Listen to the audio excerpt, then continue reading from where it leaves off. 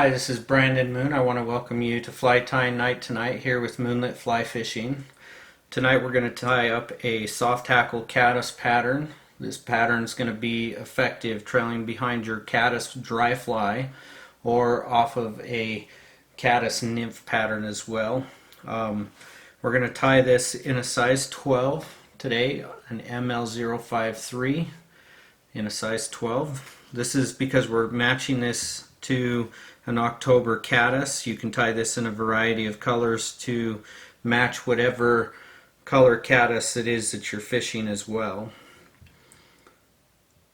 Okay, so for the thread tonight we're going to use the rust colored A-Dot Semperfli Classic Wax. You can see I'm using a stone faux bobbin here. Okay, this is the Elite. It's a tension control bobbin. So we're going to go ahead and get started with this tonight.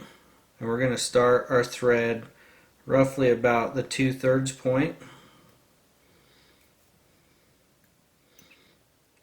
We're going to wrap this thread rearward to the bend of the hook. As always, I'm using that tag end to help push and give me a nice smooth underbody to this fly. Okay, for the tail on this fly we're going to be using the Nature Spirit orange dyed pheasant tail. Okay, so I'm just going to take a nice little clump here, pull that off. I want my tail tips to be even. I'm going to measure this out to be roughly the length of the hook shank. I'm going to tie that in at an angle with my first wrap being loose. As I come up over on the second one, I'm going tight and pulling tight, and that's going to pull that pheasant tail up onto the top of my hook shank. I'm going to secure that down, then I'm going to trim that out so that it comes to where I started my thread, and that's going to give me a good visual on where I want to stop my body. So we'll wrap back here to the back of the hook. Okay, I like to pull that tail up and put a wrap behind it.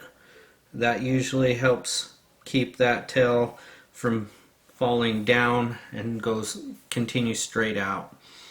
Okay, so now I'm going to take and tie in my turkey biot. Okay, and for the turkey biot I'm using the rusty orange wild barred turkey. You can see I've been taking some out. There's this long side here, and then you have the shorter side. This side has thicker biots. This one has the thinner biots. I like the long thin biots more often than not. You can prep these and have a bunch of them out already soaking in water in a damp towel. I'm just going to take this and put it on my tongue and moisten it up. Okay, and then if you lay this down, you're going to see one that has a ridged edge and one that has somewhat of a translucent edge to it. I want the ridged edge to be facing the top of my hook, and I want the semi-translucent edge to be facing the bottom of my hook. And this is just based off of how I wrap, because I want that ridged edge to be on the back side of this fly. So I'm going to secure that down, trim that out. I'm going to create just a little bit of a taper with my thread. So I'm going to wrap rearward, stopping short, and then forward again, rearward again, stopping short of where my last one was, and forward, and then rearward, stopping short and forward, and then rearward one more time. I want to give myself plenty of room on the front of this so that my biot doesn't want to slide off of that, and I can get a nice good wrap with that. Now I'm just going to slide that off to the side here. Okay, I'm going to take a small amount of super glue, this Loctite, and I just want to put a very small amount of super glue there to help bind down this biot as I'm wrapping it. I'll take the biot, now I'm going to wrap it. Again, I want that ridged edge to be on the back side. Okay, I'm going to use that translucent edge to kind of guide where to place that ridged edge. I'm going to just wrap this nice and clean. You can see that super glue helps bind that down so that if something were to happen, we're okay. Now I'm just going to take and tie this off.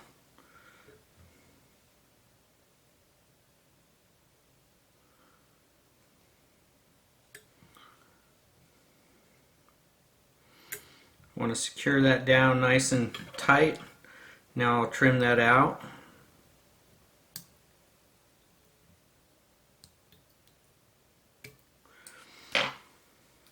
Okay, now I'm going to take and I'm going to tie up and create my thorax on this.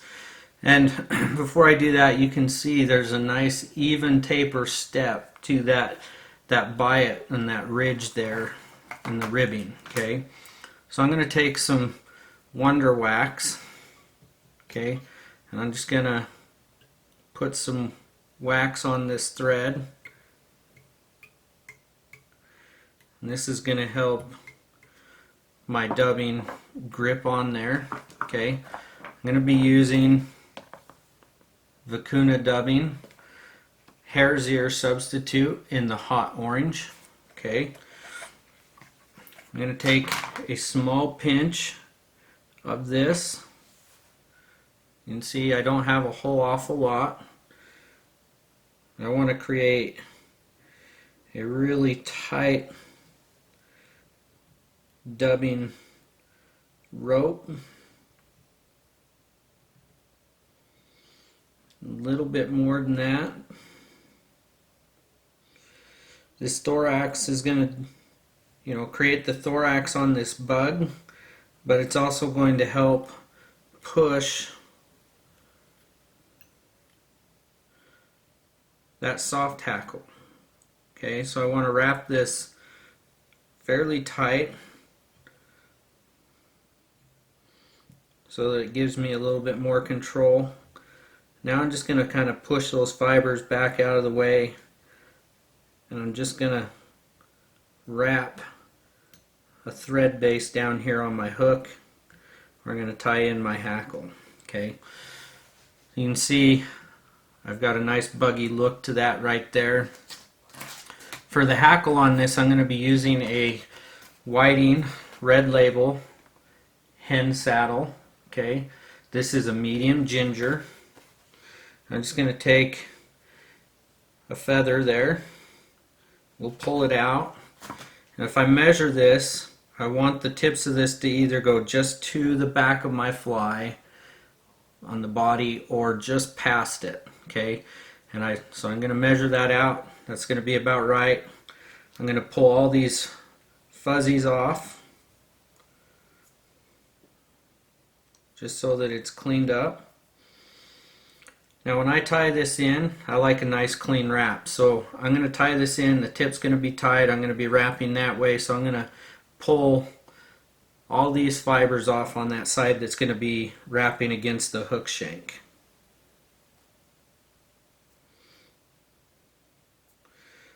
So I want a clean wrap. I'm going to trim and pull some of these off because I don't need all of those fibers in there.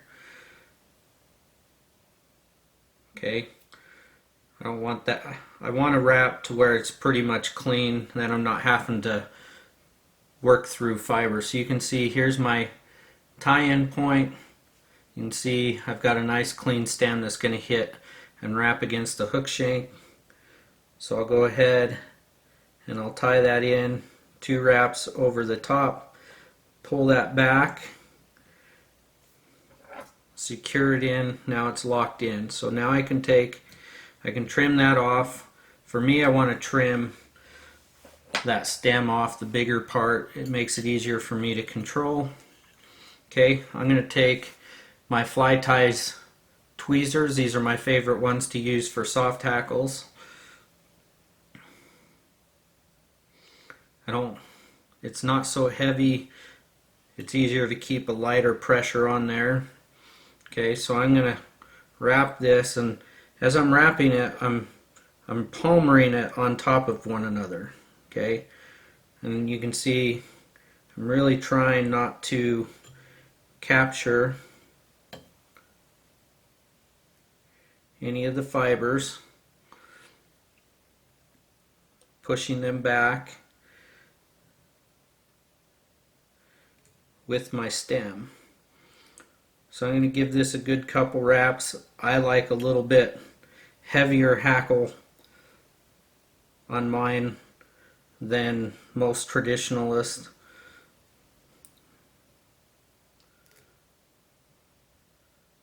And where I do clear out the one side of the stem, I usually get a few extra wraps.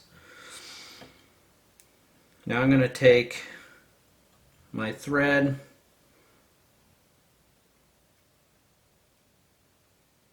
lock in that hackle,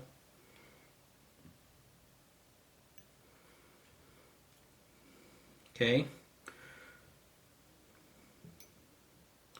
You can see I pulled that back before I cut it out.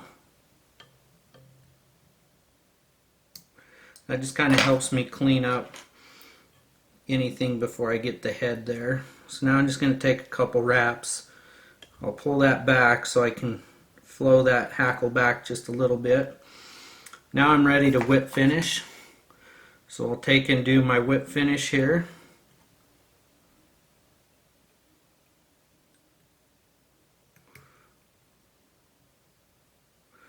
One, 2, and 3. I'll just take and snip that off with the tool on the back side of my loon whip finisher. And now we've got an October Caddis soft hackle. Okay, that dubbing's going to have a nice little UV effect to it.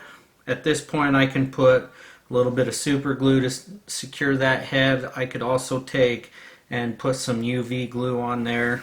I generally don't do that, but it is an option that you can do to finish this up to your preference. So again, thank you for watching. Make sure you hit the like button to your favorite videos, including this one. Make sure you leave us a comment, even if it's just to say hi.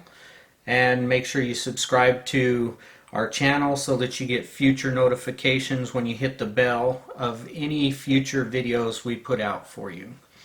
Again, thank you for watching and have a wonderful evening.